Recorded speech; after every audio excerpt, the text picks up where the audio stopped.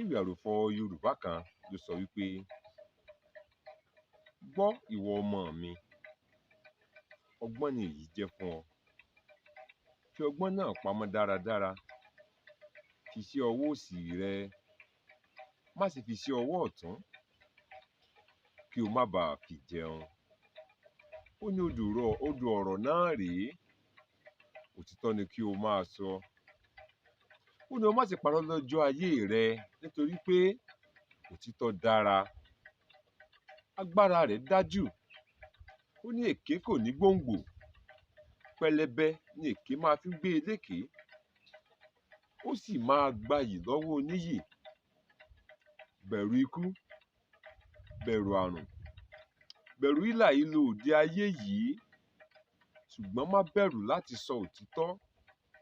Fẹ́ràn ọmọdé, fẹ́ràn àgbà, ní kùtùkùtù, fẹ́ràn gbogbo ènìyàn, ṣùgbọ́n kórìíra èké. Ní kùtùkùtù, fẹ́ràn gbogbo ènìyàn, ṣùgbọ́n kórìíra èké. Ire o.